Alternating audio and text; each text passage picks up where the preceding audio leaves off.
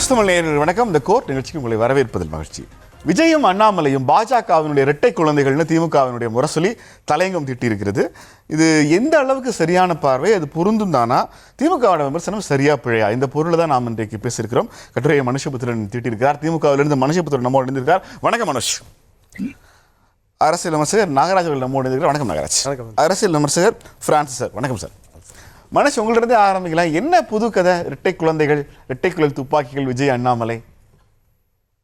இல்லை, இது புதுக்கதை என்பதை விட இன்றைக்கு ஊடகங்கள் விரும்பக்கூடிய ஒரு கதையினுடைய மறுபக்கம் சொல்ல விரும்புகிறேன்.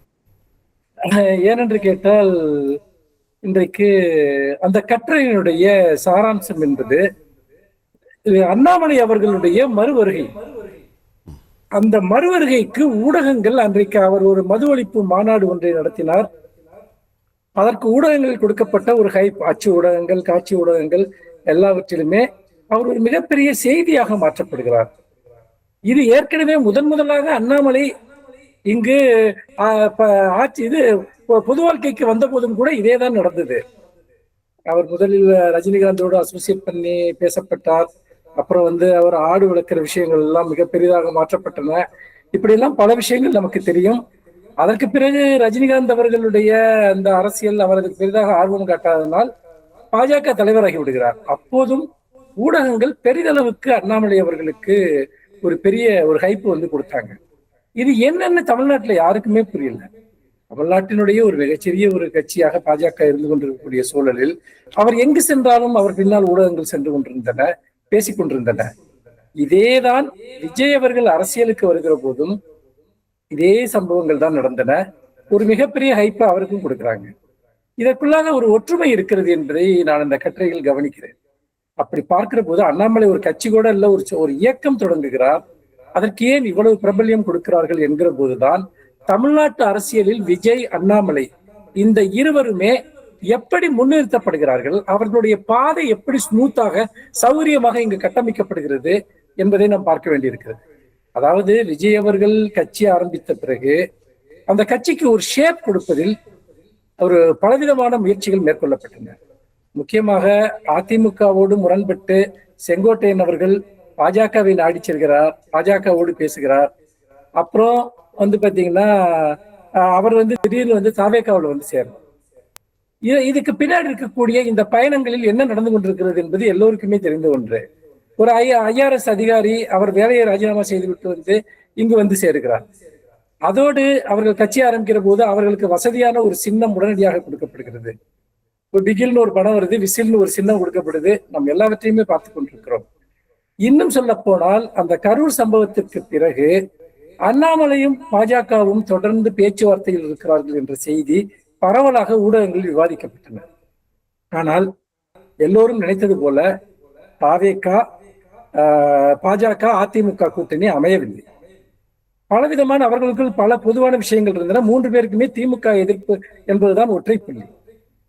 ஆனால் அந்த கூட்டணி அவர்களுக்கு அமையவில்லை. அமையாது மட்டுமல்ல, இன்னொரு மிகப்பெரிய விஷயத்தை நீங்கள் கவனிக்க வேண்டும். அந்த தேர்தலில் பெரிதாக நடந்து முடிந்த சட்டமன்ற தேர்தலில் பெரிதாக பாஜக ஆர்வம் காட்டவே இல்லை. அவங்க கொடுத்த தொகுதிகளை ஏதோ வாங்கிக்கிட்டாங்க, அவங்க தோக்கக்கூடிய தொகுதிகளை பெற்றுக்கிட்டாங்க. இதெல்லாம் பாஜக செய்யக்கூடிய விஷயமே அல்ல. அப்புறம் மோடியும் அமித்ஷாவும் பெருசா இங்க பிரச்சாரத்துக்கு வரல. உங்களுக்கு நன்றாக தெரியும் மோடியும் அமித்ஷாவும் ஒரு தேர்தல் களத்தில் எப்படி அக்ரெசிவாக செயல்படுவார்கள் என்று. அப்படி என்று சொன்னால் இதில் எடப்பாடி பழனிசாமி தனியாக போராடி கொண்டிருக்கக்கூடிய ஒரு நிலையைத்தான் நாம் பார்த்தோம். அப்படிப்பட்ட ஒரு சூழ்நிலையில் தாவேகா ஒரு ஸ்மூத்தாக தேர்தல் களத்தில் செயலாற்றுவதற்கு பாஜக வழிவிட்டு நின்றது என்பதைத்தான் தேர்தல் களத்தில் நாங்கள் பார்த்தோம். அதே போல இன்னொரு பக்கம் நீங்கள் பார்த்தீர்கள் என்று சொன்னால் அண்ணாமலையும் களத்தில் இல்லை. ஏன்னா அண்ணாமலை உங்களுக்கு தெரியும், அவர் பாஜக தலைவராக இருந்த போது அவரளவில் ஒரு ஊடகங்களுடைய ஆதரவுடன் ஒரு வெகுமண்டா ஒரு பாலிடிக்ஸ் இங்க பண்ணிட்டு இருந்தார். அதிமுகவுக்கு எதிராக பண்ணாரு, திமுகவுக்கு எதிராக பண்ணாரு. ஆனால் திடீர்னு அவர் அரசியல் களத்திலிருந்து மறைந்து போகிறார். இது எப்படி நடக்கிறது? இது ஒரு இயற்கையான ஒரு விஷயமா? எந்த கட்சியாவது ரொம்ப ஆக்டிவா தமிழ்நாட்டில் இருக்கக்கூடிய, எனக்கு தெரிஞ்சு தமிழ்நாட்டினுடைய வரலாற்றுல பாஜகவுக்கு கிடைத்த முதல் ஆக்டிவான தலைவரே அண்ணாமலை தான்.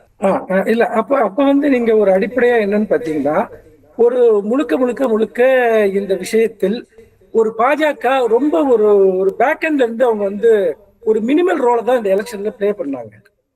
இந்த அதிமுக அந்த கூட்டணி வெற்றி பெறணும் அவங்க பெருசா எந்த ஆர்வமுமே அதுல அவங்க காட்டல. இதை ஒரு பாயிண்ட். அப்புறம் அண்ணாமலையோட விஷயத்தை நான் சொல்லிட்டு இருந்தேன். இந்த அண்ணாமலை விஷயத்தை பொறுத்த வரைக்கும் அந்த அவங்களுக்கு ரொம்ப முக்கியமான அவர் ஒரு தேர்தலில் பணியாற்ற ஒருத்தருக்கு முதல்ல அவர் கேட்ட தொகுதியை கொடுக்கலன்னு ஒரு பேச்சு வந்தது.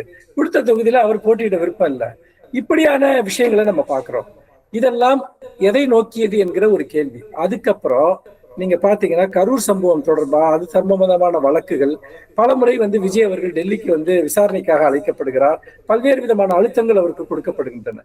அப்போது ஒரு மினிமம் அண்டர்ஸ்டாண்டிங் விஜய் அவர்களுக்கும் பாஜக அவர்களுக்கும் வந்திருக்கிறது. அதாவது உங்களுக்கு நாங்க இப்ப எலெக்ஷன்ல வந்து பெரிய நெருக்கடிகளை ஏற்படுத்த மாட்டோம், ஆனால் பதிலுக்கு நீங்கள் எங்களிடம் எப்படி இருக்க வேண்டும் என்பதுதான் முக்கியமான விஷயம். இதை வந்து நீங்க பல மாநிலங்கள்ல அவங்க இதை செஞ்சு பார்த்த ஒரு எக்ஸ்பெரிமெண்ட். அப்போ அந்த நெருக்கடியில விஜய் இருந்த போது அவர் என்ன பண்றாரு அப்படின்னு கேட்டீங்கன்னா, இப்ப அவங்க வந்து மெஜாரிட்டி இல்லாத ஒரு ஆட்சி தமிழ்நாட்டுல வருது. பலரையும் சார்ந்திருக்க வேண்டியிருக்கு. இன்னொரு பக்கம் வழக்குகள், பல்வேறு விதமான அழுத்தங்கள், இதெல்லாமே விஜய் மேல இருக்கு. அப்ப வந்து அவர் என்ன பண்றாருன்னா, ஆட்சிக்கு வந்ததுக்கு அப்புறம் நாங்க ஒன்றிய அரசோட எந்த மோதல் போக்கையும் நாங்க பின்பற்ற மாட்டோம் அப்படின்னு திரும்ப திரும்ப சொல்றாரு. இப்ப கூட கரூர்ல கூட சொன்னார். அதோட நீங்க பாத்தீங்கன்னா இந்த பல்கலைக்கழக அந்த வேந்தர் தேர்தல் குழுவுல 5 பேரை வந்து போடுறது விஷயம். ஆளுநர் வந்து பாத்தீங்கன்னா இன்னைக்கு அவர் ஒரு பேரலல் கவர்னன்ஸ் நடத்த முயற்சி பண்றாரு. மும்மொழி கொள்கை, தமிழ்தாய் வாழ்த்து, இன்னும் சொல்ல போனா தேர்தல் ஆணையம் போட்டு சீஃப் செக்ரட்டரியே இன்னும் அவங்க மாத்தல. அதாவது முதல்ல வந்தவொடனே என்ன பண்ணுவாங்கன்னா தலைமைச் செயலர் தான் மாத்துவாங்க. எந்த அரசாங்கம் வந்ததோ தேர்தல் ஆணையம் என்ன நோக்கங்களுக்காக ஒரு தலைமைச் செயலரை எப்படிப்பட்டவர்களை நியமிக்கும் என்பது நமக்கு நன்றாக தெரியும். அதுவும் இந்த தேர்தல் ஆணையம் அவர் கூட இன்னும் மாறல. அப்புறம் ஊரக அடுத்த பிரச்சனை அவருக்கு 6 மாசம் எக்ஸ்டென்ஷன் வேற கொடுத்திருக்காங்க. அதான் நான் சொல்ல வர்றேன். இது எந்த அண்டர்ஸ்டாண்டிங்ல நடக்குது? அதை முதல்ல ஒரு கவர்மெண்ட் வந்தோம்னா அதான் பண்ணுவாங்க. எக்ஸ்டென்ஷன் ஏன் வாங்கி கொடுக்க? அப்ப அவர் அந்த சீஃப் செக்ரட்டரி தான் இருக்கணும்னு எந்த அடிப்படையில் முடிவு? விஜய் அண்ணாமலை இரட்டை குழந்தைகள்னு சொல்லும்போது இல்ல அதுக்கு தான் வந்துட்டு இது இந்த பேக்ரவுண்டை ஏன் சொல்றேன் அப்படின்னா, இன்னைக்கு வந்து ஒரு இளைஞர்கள் இல்லைன்னா வந்து பாத்தீங்கன்னா திராவிட கட்சிகளை பற்றிய ஒரு பெரிய பார்வை இல்லாதவர்கள் ஒரு கணிசமானவர் வந்துட்டு விஜய் அவர்களுக்கு வாக்களித்து ஆட்சியை கொண்டு வந்திருக்காங்க. இப்ப வந்து திமுக கூட்டணி உடைக்கப்பட்டிருக்கிறது விஜய் அவர்கள் மூலமாக. இன்னொன்று அதிமுகவிலிருந்து ஆட்களை இழுப்பதன் மூலமாக அவங்க பலவீனப்படுத்தப்பட்டிருக்காங்க. இந்த பிஜேபிக்கு மகிழ்ச்சி தரக்கூடிய 2 விஷயங்களை அவர் பண்ணிட்டாரு. ஆனா பிஜேபிக்கு வந்து விஜய் ஆட்சியில் இருக்கிறதுல என்ன பிரயோஜனம் இருக்கு? அவங்கள பொறுத்த வரைக்கும் கழகங்கள் இல்லாத தமிழ்நாடுங்கிறது லட்சியம் அவங்களுக்கு. அப்ப அவங்க என்ன பண்றாங்கன்னு கேட்டீங்கன்னா, இந்த ஆட்சியில் வெகு விரைவாக அதிருப்திகள் உருவாகும் தான் அவங்க கணிக்கிறாங்க. இன்னைக்கு கடந்த 2 மாத ஆட்சியிலே நம்ம பார்க்கிறோம் வந்துட்டு லாக்கப் படுகொலைகள்ல இருந்து ஆரம்பிச்சு ஊழல் விவகாரங்கள்ல இருந்து 100 கோடி ரூபாய் ஊழல்ல இருந்து கோயில் நடத்த வித்ததுல எல்லாமே வெளிப்பட்டு இருக்கு. அப்போ இந்த ஜென்சி இளைஞர்களுடைய மனோபாவம் எப்படின்னு கேட்டீங்கன்னா, அவங்க ஒரு ஆவேசமா ஒரு அலையை நோக்கி போவாங்க, இதுதான் மாற்றுன்ட்டு. அவங்களுக்கு டிசப்பாயின்மெண்ட் வந்துச்சுன்னா வேற ஒண்ணு நோக்கி போக முயற்சி பண்ணுவாங்க. இது சாதாரணமா எல்லா நாடுகள்லயுமே இது நடந்திருக்கு. அப்ப இந்த அதிருப்தி வர்றப்போ இவங்க திரும்பவும் திராவிட கட்சிகளை நோக்கி திரும்பக்கூடாது. அப்ப வந்து ஒரு ஆக்டிவ் ரோலுக்கு இப்ப வந்து அண்ணாமலை ரொம்ப ஒரு ஃப்ரெண்ட்லியா பேசுறாரு. வந்து பாத்தீங்கன்னா விஜய் அவர்களுடைய அரசாங்கத்தை பத்தி அவங்களுக்கு ரொம்ப 1 வருஷம் டைம் கொடுக்கணும், அவங்களுக்கு நம்ம தான் தாங்கணும் அப்படின்லாம் அவர் பேசுறாரு. எப்போ அதாவது அமித்ஷா அவர்களிடமிருந்து ஆசி பெற்று அவரிடம் அனுமதி வாங்கி கொண்டு ஒரு புதிய இயக்கத்தை தொடங்கி இங்க வந்து பேசுறாரு. ஆனால் இந்த ஆட்சியை பற்றிய அதிருப்திகளும் விமர்சனங்களும் பெருகிற போது ஊடகங்களால் மிகப்பெரிய அளவுக்கு முன்னுக்கு வந்து பாத்தீங்கன்னா அண்ணாமலை கொண்டு வரப்படுவார். அப்ப அவர் என்ன பண்ணுவார்னா ஒரு எதிர்குறலா அவரை கட்டமைப்பாங்க. எப்படி விஜய் வந்து இன்னைக்கு திராவிட இயக்கங்களுக்கு எதிராக ஒரு எதிர்குறலா கட்டமைச்சாங்களோ, அப்போ இங்க என்ன நடக்கிறாங்கன்னா இந்த பக்கம் வந்து விஜய் இருக்க சமயத்துல அவர்கள் வந்து அண்ணாமலையை வளர்த்தெடுக்கலாம் அந்த அதிருப்திக்கு எதிராக அவங்க நம்புறாங்க. அப்படி புரிஞ்சுக்கிறேன். விஜயனுடைய தாவேக்க அரசு ஒருவேளை அவர்களாகவோ கலைந்தாலோ ஆட்சி மாற்றம் ஏற்படணுங்கிற நிலைமை வந்தாலோ விஜய்க்கு வாக்களித்த ஒரு தலைமுறையினுடைய ஓட்டு முழுவதுமாக திமுக அதிமுக பக்கம் போயிடக்கூடாதுங்கிறதுக்கான மாற்று ஏற்பாடு அண்ணாமலை இல்லையா? ஆமா, நிச்சயமாக அவங்களுடைய திட்டம் அதுதான். அண்ணாமலையை ஏற்கனவே அவங்க கொண்டு வந்தது அதுக்காக தான் கொண்டு வந்தாங்க. ஆனா அது சக்சஸ் ஆகல. ஏன்னா பிஜேபிங்கிற ஒரு பெரிய கலர் அவருக்கு இருக்கிறதுனால. ஆனா இப்ப என்ன ஒரு விஷயம்னு பாத்தீங்கன்னா, திமுகவும் அதிமுகவும் அப்படி எளிமையாக கையாளக்கூடிய அல்லது அண்ணாமலை போன்றவர் வந்து ரீப்ளேஸ் பண்ணக்கூடிய ஒரு கட்சி அல்ல இதுதான். ஏன்னா இன்னைக்கு 3ல் 2 பங்கு வாக்குகளை இந்த 2 கட்சிகளும் தான் வாங்கியிருக்காங்க. இன்னைக்கு இந்த ஒரு தோல்வியை வைத்துக்கொண்டு ஒட்டுமொத்தமாக இதனுடைய கெமிஸ்ட்ரி எல்லாமே மாறிடுச்சு அப்படின்னு சொல்றது மிகப்பெரிய ஒரு அபத்தம். ஆனா பாஜக இந்த சோதனையை அவங்க செஞ்சு பாக்குறாங்க, இதை இப்படி கொண்டு வர முடியுமா அப்படின்ட்டு. அதுதான் விஷயம்.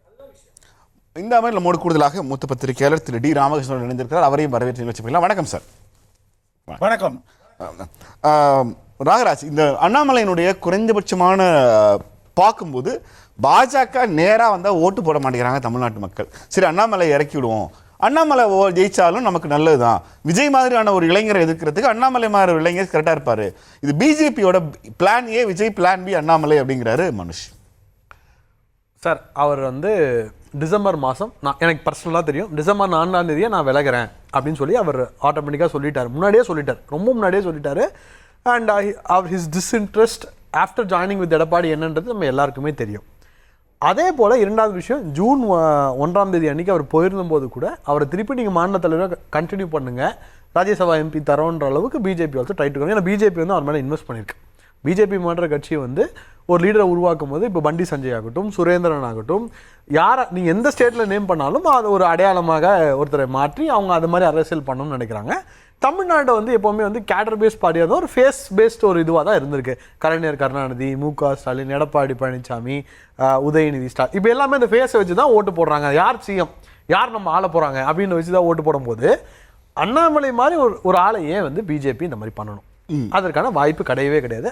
இன்ஃபேக்ட் முதல்ல மீட்டிங் போடும்போது ஒரு I was there in that meeting. நான் சொல்கிறேன், ஒரு சின்ன பையன் ஒருத்தர் வரப்போ அப்படி தான் சொல்கிறாங்க, சின்ன பையன் யங்ஸ்டர், எனர்ஜெட்டிக் யங்ஸ்டர் வரப்போகிறாரு அப்படின்றது தான் இன்றைக்கி இருக்கிற முக்கிய பாஜக தலைவருக்கு வந்து சொல்லி நீங்கள் சப்போர்ட் பண்ணுங்கள். அவர் ஒன்றுமே கட்சியில் இருக்கார், மிகப்பெரிய பொறுப்பில் இருக்கார், is a long standing person. அப்போ சொல்லி அவரை ரிட்டையர் பண்ண, ஏன்னா 2021 நான் ரிட்டையர் ஆகிறேன்னு சொல்லி கிளம்பும்போது யூ ஹேவ் டு கண்டினியூன்னு சொல்லி அவரை உட்கார வச்சாங்க. எனக்கு பர்சனலாக தெரியும், நான் யாருன்னு பேர் சொல்ல விரும்பல, ஏன்னா அவரை என்கிட்ட பர்சனலாக ஷேர் பண்ணுது. ஸோ அண்ணாமலை அவர்களுக்கு அந்த இதில் அவர் வந்ததே அரசியலுக்கு வந்து நான் நிறைய வாட்டி இன்ட்ராக்ட் பண்ணியிருக்கேன். எல்லாமே அவர் சொன்னது என்னென்னா, 2 திராவிட கட்சிகளுக்கும் மாற்றாக தான் நான் அரசியல் பண்ணுவேன், நிச்சயமாக பிஜேபியை ஜெயிக்க வைப்பேன் அப்படின்னு சொல்கிறார். இப்போ பிஜேபி வந்து என்னென்னா 2029 பார்த்து போகுது. இப்போ 2029 பார்த்து போகும்போது பிஜேபிக்கு எம்பி வேணும். இப்போ நாளைக்கு நண்பராக கூட மாறலாம், திமுகவும் பாஜகவும் நம்பராக கூட மாறலாம், தெரியாது. அந்த சிச்சுவேஷன் எப்போ வேணால் வரலாம்னா நான் எதிர்பார்க்க அட்லீஸ்ட் மினிமம் ஒரு வாக் அவுட் கேரண்டியாவது டிஎம்கே கொடுக்கும் நான் எதிர்பார்க்க. காங்கிரஸ் வந்து தாவேக்காவோடு சேரும்போது பொலிட்டிக்கலாக பிஜேபியோட திமுக சேர்ந்து என்றைக்குமே தப்பு கிடையாதுன்னு நான் நினைக்கிறேன். அதில் எந்த ஒரு இதுவும் கிடையாதுன்னு நினைக்கிறேன். ஸோ ஏன் அண்ணாமலை இதை செய்யணும்? அதுக்கான வாய்ப்பு கிடையாது, நிச்சயமாக கிடையாது. அதை வந்து நான் வந்து ஆணைத்தனமாக சொல்ல அடித்து சொல்வேன், அதற்கான ஒரு எந்த வாய்ப்புமோ முகாந்திரமும் இல்லை. He has quit the party because அவர் வந்து நம்ம ஒரு மாற்று அரசியலை கொண்டு வரணும் அப்படின்ற ஒரு எண்ணத்தை தான் வந்திருக்கார். Okay, next point 2. இப்போ இந்த தாவேகா ஜெயிச்சதுனால தான் அதை பண்ணுறாரா அப்படின்னு நம்ம எல்லாருமே கேட்கலாம். நிச்சயமா கிடையாது. யார் ஜெயிச்சிருந்தாலும் இது ஃப்ளோட் ஆயிருக்கும், நிச்சயமா இல்லை. அந்த போர்ஷன் அந்த இடத்துல இல்லை. அண்ணாமலையினுடைய எல்லா நிகழ்வுகளுடைய முகங்கள், நிகழ்ச்சிகள்லையும் பங்கேற்கிற முகங்களை நம்ம பார்க்குற போது அது ஏதோ ஒரு வகையில் நமக்கு அறிமுகமான பாஜக முகங்கள். அது எப்படி அப்படி நேச்சுரலாக அமையுமா? ஒன்றும் இல்லை. இப்போது நெல்சன் உங்களே எக்ஸாம்பிள் எடுத்துக்கிறேன், தப்பாக நினச்சிக்காதீங்க. நீங்கள் ஒரு ஆர்கனைசேஷனில் ஒர்க் பண்ணுறீங்க. இப்போ நீங்கள் ஒரு புது ஆர்கனைசேஷன் வரீங்க, அண்ணே நானும் உங்களோட வரேன் அப்படின்னு சொல்லும்போது நீங்கள் என்ன சொல்லுவீங்க? ஃபஸ்ட்டு உங்களுக்கு பிடிச்ச டீமை எடுத்துகிட்டு வருவீங்க, அவ்வளோதான். தவிர எனக்கு தெரியும் அதிமுகவில் நிறைய பேர் ரெடியாக இருக்காங்க, திமுகலேருந்து நிறைய பேர் ரெடியாக இருக்காங்க. என்ன பிரச்சனை தெரியுமா சார் நெல்சன் சார்? இப்போ திமுக காரங்கிட்ட போய் நம்ம கேட்டோம்னா, ஒரு கவுன்சிலர் யார் ஆவான்னா அவங்க அப்பா ஆறாங்க, அவங்க அக்கா ஆறாங்க.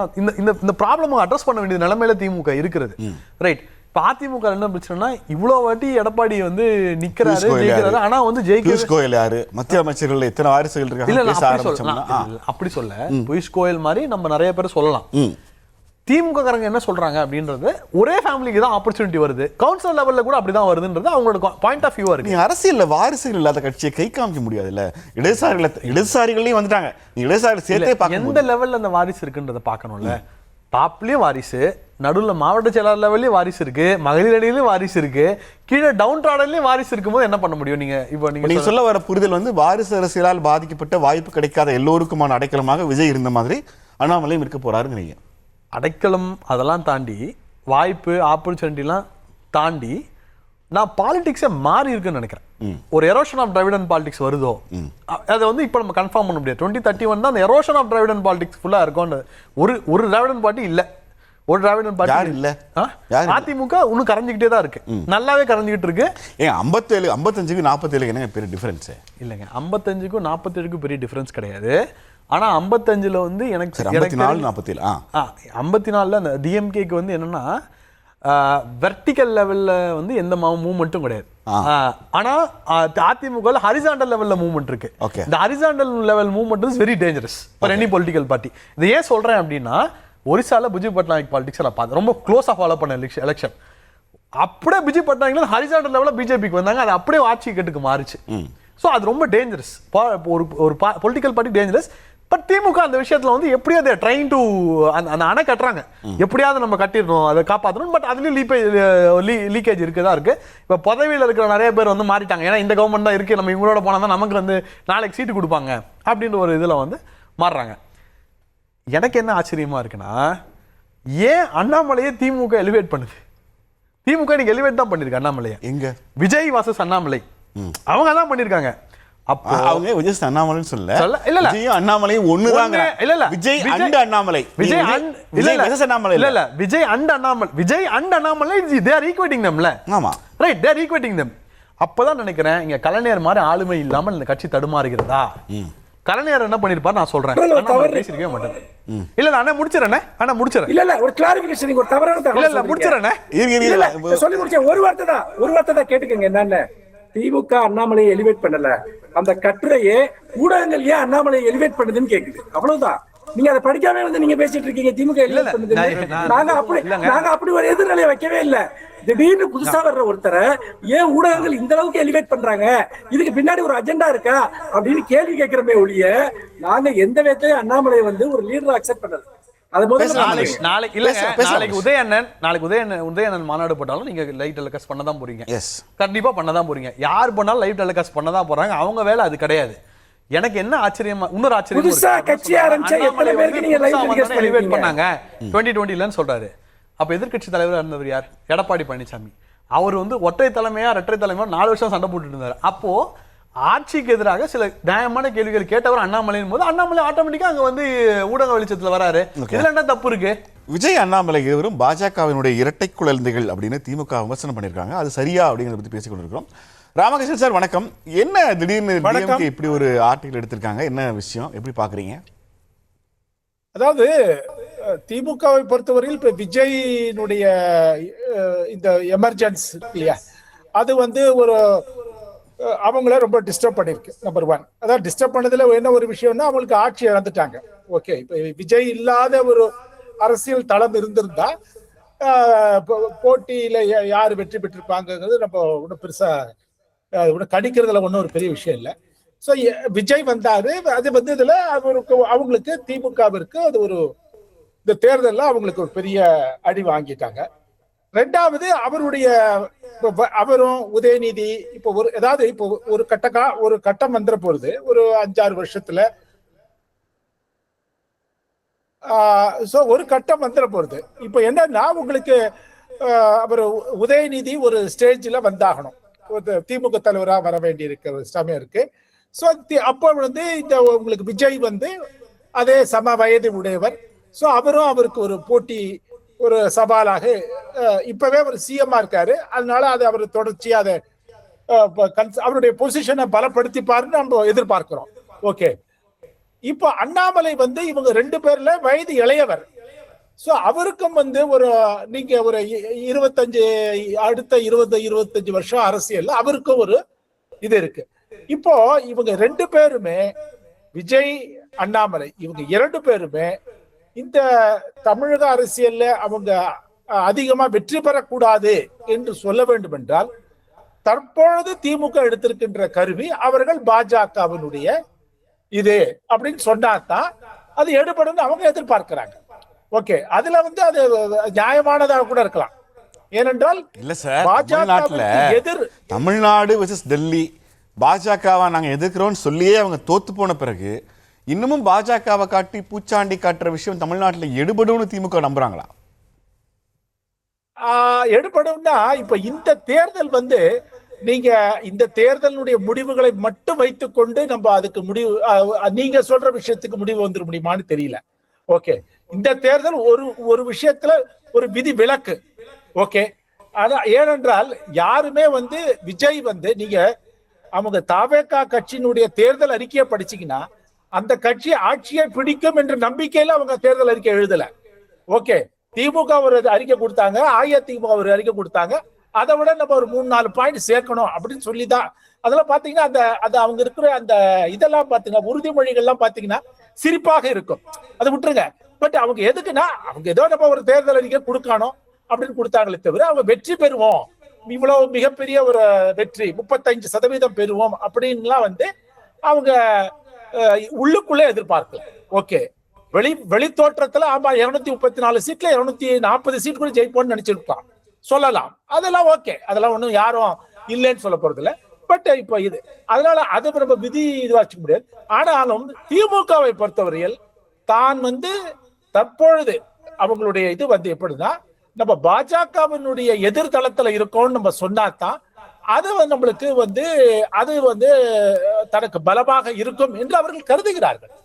ஓகே, அதனால இது பூச்சாண்டி வேலைங்கிறது நீங்க ஓகே அந்த வாதத்தை ஒரு இதுக்காக எடுத்துக்கிட்டா கூட, பட் அது அவங்கள பொறுத்தவரையில் எடுபடும் என்று நினைக்கின்றார்கள். ஓகே, அது நம்ம போக போக தான் தெரியும். அது பாஜகவோட அவங்க பயணிப்பார்களா அல்லது பாஜக எதிரணியிலேயே அவர்கள் தொடர்ச்சியாக இருப்பார்களா என்பதை நம்ம இப்பொழுதைக்கு நம்ம சொல்ல முடியாது. அண்ணாமலையோட ஃபர்ஸ்ட் மாநாடு எப்படி இருந்துச்சு? உங்களோட அப்சர்வேஷன் என்ன சார்? அதாவது அண்ணாமலை ஒரு என்னை பொறுத்தவரையில் அவர் பொள்ளாச்சி இடத்தை தேர்ந்தெடுத்திடக்கூடாது. இப்போ நீங்க விஜய் ஒரு எடுத்துக்காட்டுக்கு சொல்ல முடியும்னா, விஜய் விக்கிரவாண்டியில வராரு. ஓகே, அவர் ஏன் விக்கிரவாண்டிக்கு போனாரு, வியில ஆரம்பிக்கணுமோ சொன்னாங்க, அதெல்லாம் ரைட், ஓகே, அதை எடுத்துட்டு போட்டோம். பட் ஆனா இப்பொழுது இவர் ஒரு கொங்கு மண்டலத்தை சார்ந்தவர். அந்த கொங்கு மண்டலத்திலேயே அவர் ஆரம்பிக்கிறேன்னு நினைக்கிறது இருக்கு இல்லையா, அவர் தன்னுடைய இதை தளத்தை சுருக்கிக்கிறாரோன்றதான் நான் கருதுகிறேன். அது அடிப்படையில் அவர் வேற ஏதாவது இடத்தை தேர்ந்தெடுத்திருக்கணும். ஒண்ணு.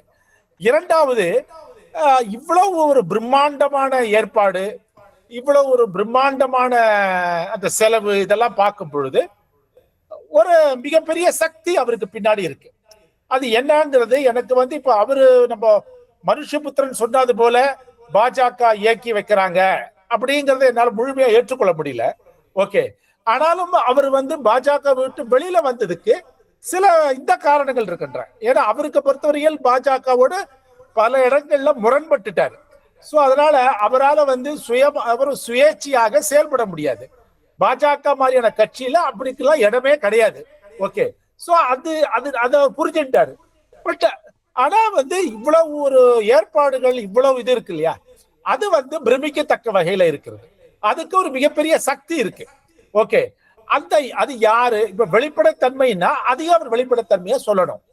எப்படி அவர் இவ்வளவு செலவு பண்ணி வந்தாரு போனாரு அப்படிங்கறதெல்லாம் இருக்கு இல்லையா, அதுக்கு ஒரு கணக்கு கொடுக்கட்டும். ஓகே, பட் இது எனக்கு இருக்கு. பட் மற்றபடி அவருடைய விஷயங்கள்லாம் ஒரு மாதிரி பழக்கப்பட்டு போயிட்டோம். அதனால அவர் புதுசா இந்த மாநாடுல சொல்லி அது மக்களுக்கு இது பண்ணாருலாம் கிடையாது. மாநாடு தன்னிச்சையாக நடத்தியதுதான் செய்தியை தவிர மாநாட்டுல அவர் ஏதோ பெரிய செய்தி சொல்லிட்டாரு அப்படிலாம் ஒண்ணும் சொல்லல.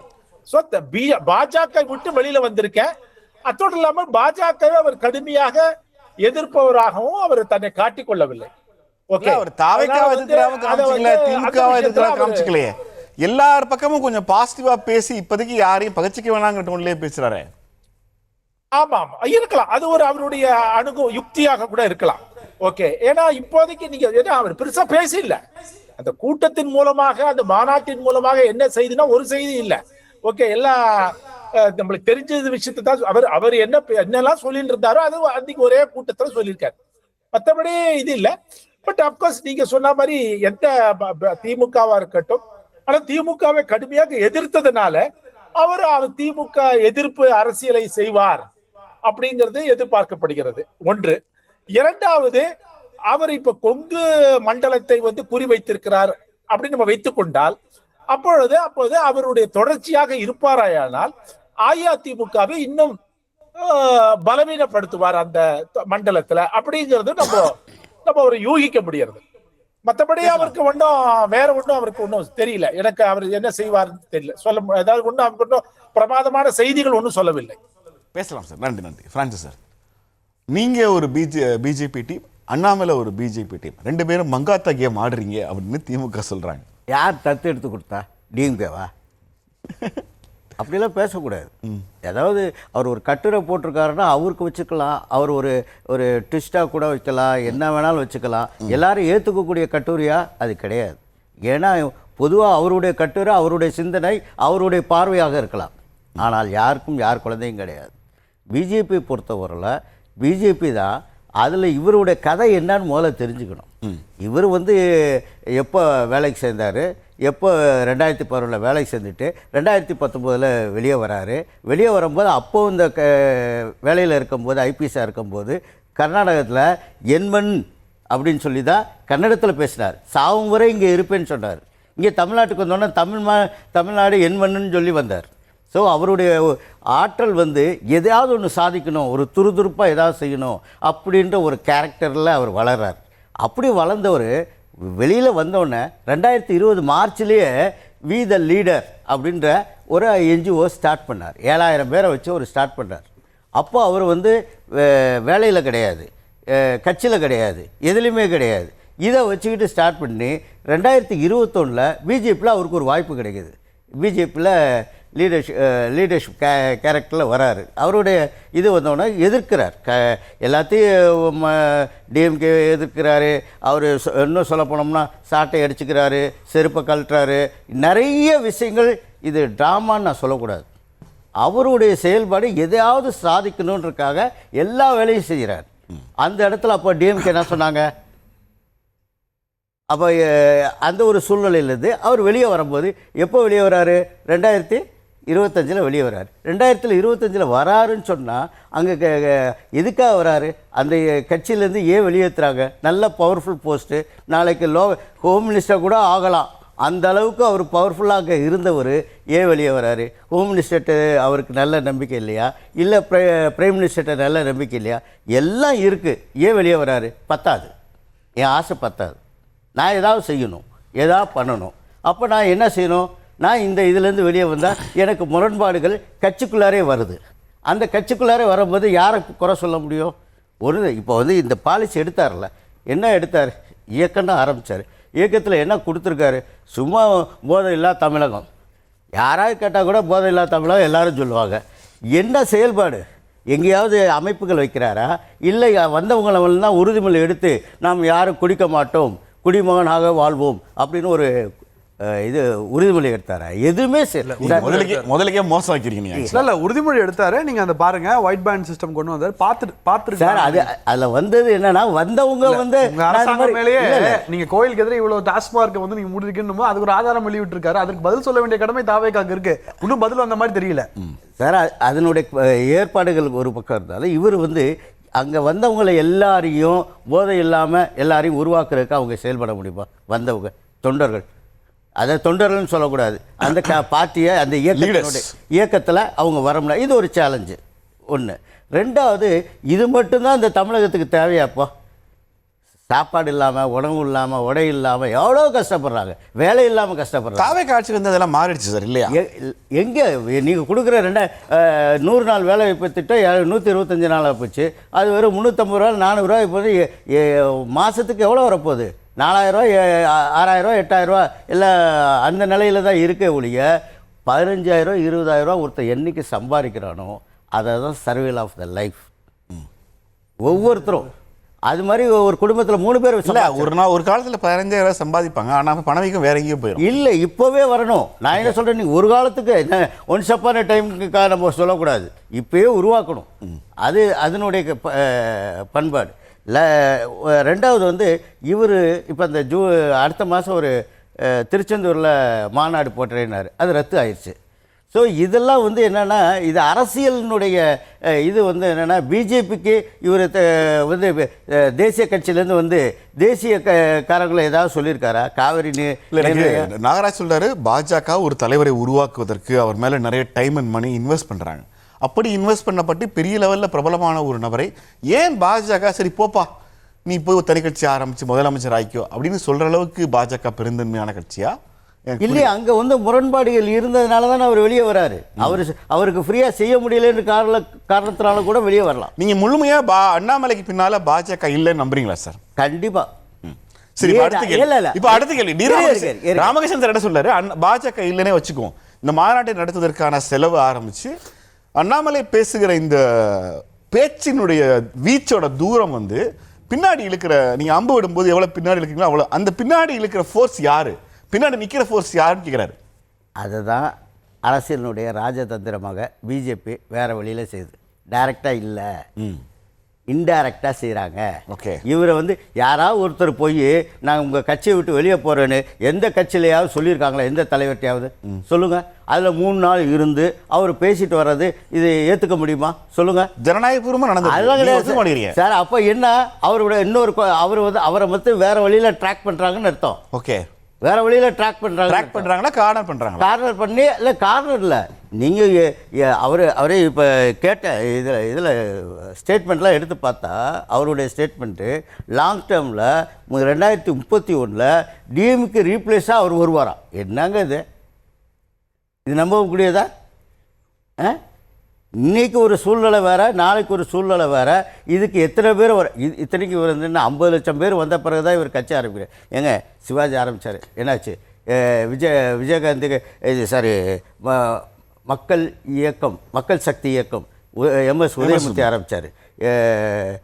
இவர் காமேஸ்வரன் தமிழ்நாடு புதிய கட்சி, தமிழ்நாடு இளைஞர் கட்சி, அவர்கிட்ட உள்ள அப்படியே டேட்டாவை இதில் வச்சுருக்காங்க. வேறு எதுவும் புதுசாக இல்லை. இவர் காப்பி டவுன் பண்ணுறவர், ஒரே ஃபைல் தான், இருக்கு, பேரை மட்டும் மேலே மாற்றிட்டாங்க. ஸோ 2019 ஒரு டிக்ளேர் பண்ணதை தான் கொடுத்துருக்காங்க. இதில் வந்து தாவேக்காவுக்கும் அவருக்கும் சம்மந்தமே கிடையாது. ஏன் அவர் இவங்க பாருங்க, தாவேக்கா அண்ணாமலை மாதிரியான ஒரு இளைஞரை எதிர்த்து அவருக்கு எதிர்க்கட்சி அந்தஸ்தை கொடுத்தீங்கன்னா திமுக அதிமுக மொத்தமாக ஒழிச்சு விட்டுலாம். நாங்கள் எதிர்க்கட்சி அந்தஸ்துக்குள்ள இந்த மாதிரி இது கொடுக்குறீங்களா ஸ்டேட்மெண்ட்டு முரசொலியில், இதுதான் அவரை பூஸ்டப் பண்ணுறீங்க. இன்னும் பேசாமல் இருந்தால் அவர் பட்டு போயிருக்கோம்.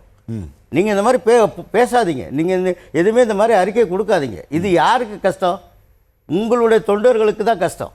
அதனால் நீங்கள் இன்டைரக்டாக நீங்கள் அவரை தாவேக்கா எதிர்க்கிறதுக்காக இவரை சேர்த்து இவரும் தான் அப்படின்னு சொன்னால் என்ன சார் அர்த்தம்? ஆனால் உங்களை பொறுத்த வரைக்கும், தாவேக்காவை பொறுத்த வரைக்கும் அரசியல் எதிரிங்கிறது திமுக தான் சார். அரசியல் எதிரி தமிழ்நாட்டில் அவங்க தான். ஓகே, என்ன வேற யாரும் எதிரியா நீங்கள் ஃபோக்கஸ் பண்ண இல்லையே சார். நீங்கள் இன்னொன்று சொல்கிறேங்க சார், இவங்க சரியானபடி தலைமை பீடம் இருந்திருந்தா இவங்களுடைய ஆட்சியில் செய்த மந்திரிகளை அப்பப்போ சரி பண்ணியிருக்கலாம். வாய்ப்புகள் நிறைய இருந்துச்சு. நீங்கள் சொன்ன ப்ரொஃபஸர்ஸு, யூனிவர்சிட்டி ப்ரொஃபஸர்ஸ் 35% தான் பர்மனெண்ட்டாக இருக்காங்க, மீதி 65% பார்ட் டைமில் இருக்காங்க. ஸோ இந்த மாதிரி லிஸ்ட் எடுத்துக்கிட்டே இருந்தீங்கன்னு வச்சுக்க, இன்றைக்கி தோற்றதுக்கு என்ன காரணம்? பூத் கமிட்டியில் யாருமே சரியாக ஒர்க் பண்ணல, டிஎம்கேனுடைய பூத் கமிட்டி. ஆனால் இவங்க தாவேக்கால எல்லா புது யங்ஸ்டராக எல்லா இடத்துலையும் பூத் கமிட்டி 2 வருஷமாக வேலை பார்த்துருக்காங்க. இவங்களை வேலை பார்த்தவங்க 2021 வேலை பார்த்தவங்கலாம் மைக்ரேட் ஆகி வேலை விஷயமாக வெளியே போயிட்டாங்க. புதுசாக வந்தவங்க அது யாரும் செய்யறதுக்கு வாய்ப்புகள் கிடையாது. அதே மாதிரி இந்த குடும்ப அரசியல்னா இவங்க குடும்பம் கிடையாது. ஒவ்வொரு மாவட்டத்தில் உள்ள எம்எல்ஏ, மாவட்ட தலைவர், மந்திரி, எம்பி அப்படி ஒரே குடும்பத்தில் இருந்தால் நீங்கள் ஏன் அதை சரியாக கவனிக்கலை சார்? நம்ம யாரையும் குறை சொல்லலை சார். இவங்க தப்பு பண்ணாங்க, அவங்க தப்பு பண்ணாங்க, அதெல்லாம் வேறு சார். தொட்டவன் பார்க்குறான், தொடாதவன் பார்க்குறான், அதெல்லாம் நான் அந்த கதைக்கே வரல சார். நீங்கள் தலைமை பீடத்தை சரி பண்ணுங்கள் சார். ஓகே, விஜய் வெர்சஸ் அண்ணாமலைன்னு திமுக நினைக்கிறது ஒரு பக்கம் இருக்கட்டும், விருந்தினர்கள் அண்ணாமலையோட பொலிட்டிக்கல் பொசிஷனிங் தமிழ்நாட்டில் எங்கே இருக்க போகுது? 2029 முதல்ல அண்ணாமலை போட்டிடுவாரா?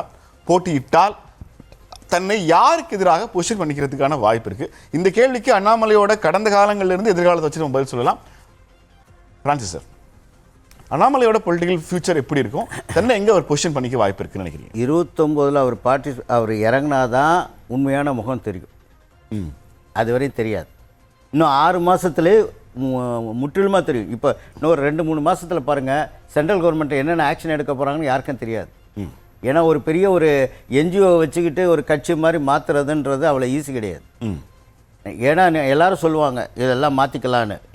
அப்போ ஒன்றும் பிஜேபியினுடைய ப்ராடக்டாக இருந்தால் தான் பண்ணாங்க. ஏன்னா தனக்கு எதிராக இன்னொருத்தரை வளர விட மாட்டாங்க. அது ஆர்எஸ்எஸ் வந்து ஆர்எஸ்எஸ் ப்ராடக்ட். இவர் யார்? நம்ம அண்ணாமலை வந்து இல்லை அவரை தான் வளர்த்து அவர் இதுதான். நீங்கள் இல்லை அவர் சொல்ல ப்ராடக்ட் வந்து பிகினிங்லேருந்து இல்லை. இல்லை அவர் என்ன ப்ராடக்ட் சொன்னாலும் நோ தான் சொல்கிறேன். அந்த மைண்ட் செட்டில் அவர் கிடையாது தான் நான் சொல்கிறேன். அவர் மைண்ட் செட்டில் கிடையாது. ஆனால் அவரை வளர்த்தவங்க அவங்க தான், ஒரு பாதுகாவலர் மாதிரி தான் அவங்க இருக்காங்க. ஏன்னா இப்போவும் அவருடைய நிலைமை என்னன்னா, என்ன ஆக்ஷன் எடுக்க போகிறோம் ஏதாவது சொல்லியிருக்காரா? சும்மா இவர் விஜயை மட்டும் புகழ்ந்தா முடிஞ்சு போச்சா? இன்றைக்கி தேவை என்ன? நம்மளை நம்பி என்ன இருக்குது? இந்த சமுதாயம் என்ன எதிர்பார்க்குது? இல்லை சார், எனக்கு புரியல. டிஎம்கே ஃபைல்ஸ்லாம் கொண்டு வந்து ஏடிஎம்கே ஃபைல்ஸ்லாம் மிரட்டி அதிரடி அரசியல் பண்ண அண்ணாமலைக்கு தன்னுடைய முதல் அரசியல் மாநாட்டில் தன்னுடைய பேச்சு சொரத்தில்லாமல் போகுதுங்கிறது தெரியுது. நான் வந்து அது ஒரு பிழையான உரைன்னு நான் நம்பலை, அது ஒரு பதுங்குகிற உரைன்னு எனக்கு படுது.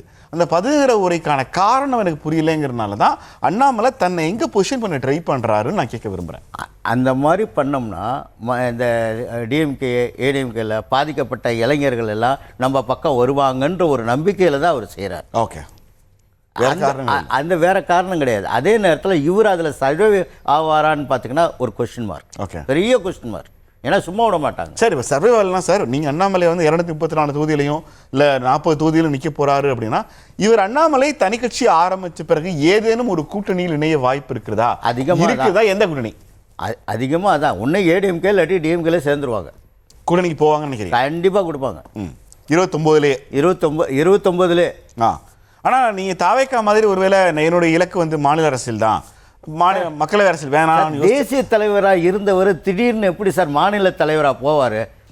அதேங்க நீங்கள் அவரை மத சார்பற்ற ஒரு கொள்கைன்றதை கொண்டாடவே இல்லை, எங்கேயுமே கொண்டாடல. இல்லை சொல்லிட்டாரு, ஜாதி மதத்தையும் நான் வீட்டில் வச்சுட்டு வந்துட்டேன், மேடையை விட்டு வீட்டுக்கு போனவர் திரும்ப எடுத்து மாட்டிங்கன்னு சொல்லியிருக்காரு. அவர் வந்து லாவணியாவை அந்த ஸ்கூல் தெரியும், எல்லாரையும் மாற்றி விட்டவர், டிஎம்கேல உள்ள எல்லா மந்திரிகளுக்கும் பட்டியலிட்டு போட்டவர். அவர் ஒரு டிடெக்டிவ் ஏஜென்சி சார். சொல்ல போனோம்னா ஒரு டிடெக்டிவ். நீங்கள் ஏதாவது ஒரு பொருளை கொடுத்தீங்கன்னா கரெக்டாக கண்டுபிடிச்சி தருவார். அவர் அந்த மாதிரி திறமை. வாட்ச் பில்லே இன்னும் அவர் கொடுக்கல, நீங்கள் இந்த வாட்ச் பில்லையே இன்னும் கொடுக்கல. ஆனால் அண்ணாமலைக்கான அரசியல் எதிர்காலம்ங்கிறது ஒரு தமிழ்நாட்டு முதலமைச்சர் எதிர்க்கட்சி தலைவர் வரதுக்கான வாய்ப்பு இருக்கா சார்? அது மக்கள் தான் சார், மக்கள் தான் பேசலாம். மனுஷ், அண்ணாமலையினுடைய அரசியல் எதிர்காலத்தை பாஜகவோட பை ப்ராடக்ட் அல்லது நேரடி ப்ராடக்ட் அது பை ப்ராடக்ட் இல்லாமல் எப்படி மதிப்பிட விரும்புறீங்க? இல்ல, இன்னைக்கு வந்து அதை ஒட்டி சொல்றதுக்கு முன்னாடி இப்ப ராமேஸ்வரன் பேசையில ஒண்ணு சொல்றாரு, அவருக்கு எப்படி செலவுக்கு எப்படி பணம் வந்துச்சுன்னு தெரியல, ஆனா பிஜேபியா இருக்க வாய்ப்பு இல்லைங்கிறாரு. எந்த அடிப்படையில் இந்த முடிவுக்கு வர்றாருன்னு தெரியல. அதுக்கு பின்னாடி ஒரு மர்ம சக்தி இருக்கலாங்கிற. ஏன் உங்களுக்கு அவ்வளவு கூச்சமா இருக்கு வந்துட்டு பிஜேபி இருக்குன்னு சொல்றதுக்கு? எனக்கு புரியவே இல்லை. ரெண்டாவது வந்து பாஜக வந்துருன்னு திமுக வந்து சொல்றதுங்கிறது அது வந்து ஒரு காலாவதியாகி போன ஒரு விஷயம் அப்படின்லாம் சொல்றாங்க. ஆக்சுவலா இவங்களுடைய நோக்கம்லாம் என்னன்னு கேட்டீங்கன்னா, இங்க பேசினவங்க திமுக அப்படி பேசக்கூடாது, தமிழ்நாட்டுல பாஜக எதிர்ப்பு எக்ஸ்பயர் ஆயிடுச்சு அப்படிங்கிறத நிறுவ இவங்க விரும்புறாங்க. பிஜேபிக்கு இங்க எதிர்ப்பு இருக்கக்கூடாது அப்படின்னு நான் கேட்கிறேன். வந்துட்டு அதே தான் நானும் சொல்றேன். பாஜக இங்கே வருவதற்கு பல வழிகளிலும் முயற்சி செய்தது, நேரடியா முயற்சி செய்தது, அதிமுக வழியா முயற்சி பண்ணது, எதுவுமே நடக்கல. நம்ம நேரடியா வர முடியாதுன்ற உடனே தன்னுடைய பிராக்சிகளை முதல்ல உருவாக்குது. விஜய் என்பவர் ஒரு இடைநிலை சக்தியா அவர் திராவிட இயக்கங்களை முதல்ல பலவீனப்படுத்தட்டும், அவருடைய சினிமா கவர்ச்சியின் மூலமாகவும் பாப்புலாரிட்டி மூலமாகவும் சொல்லிட்டு மறைமுகமா அவருக்கு சப்போர்ட் பண்றாங்க. அதுக்கப்புறம் இன்னைக்கு அவரை பலவீனப்படுத்துறதுக்கு நீங்க நல்லா எழுதி வச்சுக்கோங்க. இந்த ஷோல நான் சொல்றேன், இப்ப அவர் மீது இருக்கக்கூடிய வழக்குகள், இன்னும் பல விஷயங்களை வச்சுக்கிட்டு இப்ப நடந்துட்டு இருக்கக்கூடிய விஷயங்கள் எல்லாவற்றையும் வைத்துக்கொண்டு அடுத்த 6 மாதத்தில் விஜயனுடைய அரசிற்கு எவ்வளவு நெருக்கடிகளை அவர்கள் ஏற்படுத்துகிறார்கள் என்று பாருங்கள். ஒண்ணு, அவங்க விரும்புற அரசை விஜய் நடத்தணும், அதுக்கான பணியை இப்பயே தொடங்கிட்டார். ஆனா அது தமிழ்நாட்டில் அதுக்கு எதிர்ப்பு வந்துச்சுன்னு சொன்னா, அதுக்கு அவர் உடன்படலைன்னு சொன்னா, தான் விரும்பியபடி ஒரு ஆட்சியை அவர் நடத்த வைக்கணும். இது ஒரு விஷயம். அண்ணாமலை வந்து பிஜேபியோட பேக்கிங் இல்லை அப்படின்னா நான் ஒன்னே ஒண்ணு கேட்கிறேன். இப்ப வந்து மேகதாட்டு அணை பிரச்சனை இருக்கு. இந்த பிரச்சனையில வந்து பாத்தீங்கன்னா ஒன்றிய அரசுடைய வந்து நீங்க அந்த நீர் மேலாண்மை வாரியத்துக்கு வந்து நீங்க வந்து ஒரு உத்தரவு கொடுங்க, அதே மாதிரி காவிரியில தண்ணீர் திறந்து விடுறதுக்கு ஒரு அழுத்தம் கொடுங்க. இது போன்ற பிரச்சனைகளை ஏன் அண்ணாமலை பேச மாட்டேங்கிறாரு? தமிழ்நாட்டுல தானே அரசியல் கட்சி தொடங்கி இருக்காரு. இருங்க, ஒரு நிமிஷம் இருங்க சார், ஒரு நிமிஷம் இருங்க. குதிரை பேரம் வந்து பாத்தீங்கன்னா தமிழ்நாட்டுல எவ்வளவு பெரிய பிரச்சனையா மாறி இருக்கு. இதை பத்தி அண்ணாமலைக்கு எந்த அபிப்பிராயமே கிடையாதா? அவர் வந்து தமிழ்நாட்டுல தானே அரசியல் 50 லட்சம் பேர் வந்தா சார் நான் பேசுவேன், 50 லட்சம் பேர் வந்து பேசுவேன் சார். இல்ல இன்னொன்னு கேளுங்க, விவசாயிகள் ஆனா வந்து இதுக்கு வந்து சர்டிபிகேட் சொல்ல முடியுது வந்து பாத்தீங்கன்னா தாவேகாவுக்கு வந்து நம்ம அவங்களை தாங்கணும் அப்படின்லாம் சொல்ல முடியும். அதுக்கு 50 லட்சம் பேர் தேவையில்லை. விவசாயிகள் போராட்டம் நடக்குது, இன்னைக்கு ஒரு லாக்அப் டெத் மரணம் நடக்குது, ஒன்னுத்துக்குமே எந்த ஸ்டேட்மெண்ட்டுமே இல்லை. அப்ப தமிழ்நாட்டுல அவர் பண்ண விரும்புற அரசியல்ங்கிறது என்ன? கரண்டா இவ்வளவு விஷயம் போயிட்டு இருக்கு, ஆனா எதை பத்தியுமே அபிப்பிராயம் சொல்ல மாட்டார். சரி, அவர் வந்து பாஜக தலைவராக அண்ணாமலையை நீங்க விரும்புறீங்க இல்ல, அதுக்கு தானே சொல்ல வர்றேன். அதாவது அவர் அண்ணாமலை வந்து பாஜக தலைவராக இருந்தப்பவும் மற்ற மாநில பாஜக தலைவர்கள் வந்து தங்க ஸ்டேட்டுக்காக சில உரிமைகளை கேட்டிருக்காங்க. ஒரு முறை கூட அண்ணாமலை வந்து தமிழ்நாட்டு உரிமைகளுக்காக ஒரு வாயை கூட திறந்தது கிடையாது. அது இந்த தண்ணி பிரச்சனையா இருக்கலாம், மாநிலத்திற்கு நிதி கொடுக்கிற பிரச்சனையா இருக்கலாம்னு. திமுக என்ன சொல்லுது, இவங்க ஒரு பொய்யான ப்ரொஜெக்ஷனை இங்க பண்றாங்க.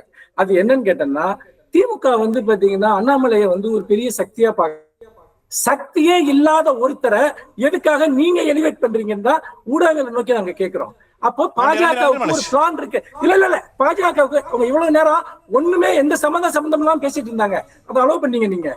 நான் என்ன சொல்றேன் கேட்கிறேன் அப்படின்னு சொன்னா, தமிழ்நாட்டு அரசியல்ல இப்ப அண்ணாமலையினுடைய ரெலவன்ஸ் என்ன பொசிஷன் பண்ணிக்க போறாருன்னு நீங்க கேக்குறீங்க இல்லையா? ஒரே ஒரு விஷயம் மட்டும்தான், எப்படி விஜய் அவர்களை ஒரு பெரிய பிம்பமா இங்க கட்டமைச்ச மாதிரி அண்ணாமலையையும் ஒரு ஊடகங்கள் மூலமா ஒரு தலைவரா கட்டமைக்கலாம் அப்படின்னு பிஜேபி விரும்புது. இவங்க ரெண்டு பேத்துக்குமே முதலாளி விஜய். இதை வந்து பாத்தீங்கன்னா ஏன் வந்து உங்களுக்கு புரிஞ்சுக்கிறதுல என்ன உங்களுக்கு சிக்கல் இருக்கு? நன்றி மனோஜ். ராமகிருஷ்ணன் சார், அண்ணாமலையோட பொலிட்டிக்கல் ஃபியூச்சர் என்ன, எங்க பொசிஷன் தன்னை பண்ணிக்குவாருன்னு எதிர்பார்க்கறீங்க? இல்ல இப்ப மனுஷபுத்தன் சொன்னாரு, அதாவது நம்ம பிஜேபி பேரை சொல்றதுக்கு கூச்சோன்னு, அவருடைய நிலைப்பாடு அவர் சொல்லிட்டாரு. ஓகே, அவருடைய நிலைப்பாட திருப்பி நான் சொல்றதுக்கு நான் எதுக்கு இருக்கணும்? சோ இந்த என்னுடைய புரிதல்ல நான் சில விஷயங்களை சொல்றேன். அது வந்து கூச்சப்படுறாரு மூச்சல் படுறாருன்னு இல்ல அர்த்தம் இல்ல. ஓகே, அதான் அர்த்தம். நம்பர் 2, இப்போ அவருக்கு வந்து பாஜகவினுடைய ஒரு பேச்சுக்கு சொல்றேன். இப்ப பாஜகவினுடைய இது ஒரு ஊதுகுழலாக இருக்கிறார்னே வச்சுப்போம் ஒரு பேச்சுக்கு. அப்ப அது பாஜகவில இருந்துட்டு போயிடலாமே. அவர் பாஜக இருக்க முடியலன்னா தானே வெளில வராரு. அவர் எதுக்கு பாஜக? அப்ப வந்து எனக்கு இது ஒரு புரியல. அதான் பாஜக வந்து என்றைக்கு ஏதாவது இது அவங்கள பொறுத்தவரையில் இந்தியா முழுவதும் அவங்களுக்கு கட்சி இருக்கு. ஓகே, அந்த கட்சியிலிருந்து வெளியில போய் அப்புறம் ஆட்சி இது அரசியல் பண்ணி திருப்பி உள்ள வந்தவங்களா இருக்காங்க அந்த பாஜக. சோ அதனால அதனால என்ன பொறுத்தவரையில் அது பாஜக தான் சொல்லி அவர் வெளில போய் அப்புறம் திருப்பி உள்ள வராரு. இதெல்லாம் வந்து ரொம்ப ஒரு கேலி கூத்தா இருக்கிறது. இது என்ன பொறுத்தவரையிலும் அது ஒரு விஷயமே இல்ல. ஓகே, அவரு வெளில போறோம்னு நினைக்கிறாரு, வெளில போறாரு, அவ்வளவுதான் முடிஞ்சு போச்சு. ஓகே, இது பட் இப்ப அண்ணாமலை வந்து அவரு அதாவது இப்ப பெரிய சக்தினா அது வேற ஏதாவது ஒரு சக்தி இருக்கலாம். இல்ல வேற ஏதாவது ஒரு சக்தி இருக்கலாம். இல்ல வேற ஏதாவது ஒரு சக்தி இருக்கலாம். நீங்க குறுக்க பேசாதீங்க, பேசாம இருங்க முதல்ல. நீங்க அதாவது நீங்க வந்து பேசுறீங்க, நான் லாஜிக்கலா பேசுறேன். அவர் பேசுற நிலைப்பாட்டை நான் லாஜிக்கலா கேக்குறேன். மனுஷ அமைதியா இருங்க, நிறைய செய்ய போறோம். அண்ணாமலை தான் கேலி கூத்தா இருக்குன்னா அவர் பேசுறது தான் கேலி கூத்தா இருக்கு. அண்ணாமலை வந்து ஒரு ரெட்டை குழந்தையா அவருடைய பிஜேபி ஷாமேகா அதாவது ரொம்ப இவர் பேசுறது பிஜேபி சார்பாக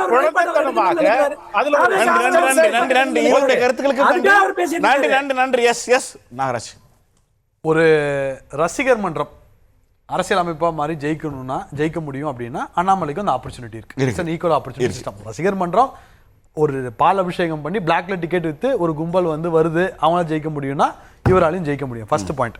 அவர் தான் சக்தியே கிடையாதுல, ஒரு பொருட்டே கிடையாதுல, அப்பயும் அவ்வளவு புலம்பல். எல்லாரும் அண்ணாமலை தன்னை எங்க பொசிஷன் இல்ல ஒரு அஜெண்டா இருக்குன்னு சொல்றோம், அவ்வளவுதான். யாரு புலம்புறா பார்த்து திரும்ப திரும்ப போய் பேசுறதுக்கு ஸ்டாப் பண்ணுங்க. நான் ஒரு பொலிட்டிக்கல் அனாலிசிஸ் தான் ஒரு விஷயம் சொல்றேன். இதுல இதுக்கு பின்னாடி ஒரு அஜெண்டா இருக்குன்னு சொல்றேன். உங்களை பேசுவோம்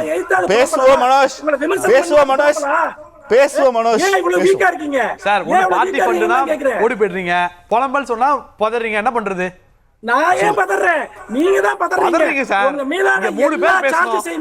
புலம்பல்ல கடந்து போறீங்க. பார்ட்டி ஃபண்ட்னா எல்லா சார்ஜஸையும் பார்ட்டி ஃபண்ட் போறீங்க.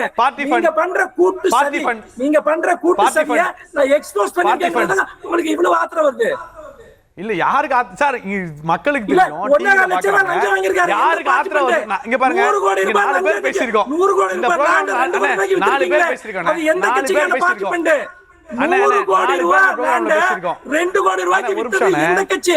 தாவேகாவுக்கு பார்ட்டி பேசிருக்கோம். தாவேகாவுக்கு 3 பேர் பேசுறத பாருங்க. யார் வந்து யார் பதற்றப்பட்டா யார் கோவப்பட்டாங்கன்னு எல்லாருக்கும் தெரியும். உண்மையா சொல்றேன், மறுக்கதா செய்வான். நீங்க 3 பேர் சேர்ந்து என்னடா நீங்க 3 பேர் சேர்ந்து ஒரு பொய்ய கட்ட. எனக்கு நெல்சன் போட்ட ஒரு பதிவு தான் ஞாபகம் வருது. थैंक यू நெல்சன், என்ன பதிவு போட்டீங்க? அண்ணாமலை எங்க பொசிஷன் பண்ண விரும்புறீங்க?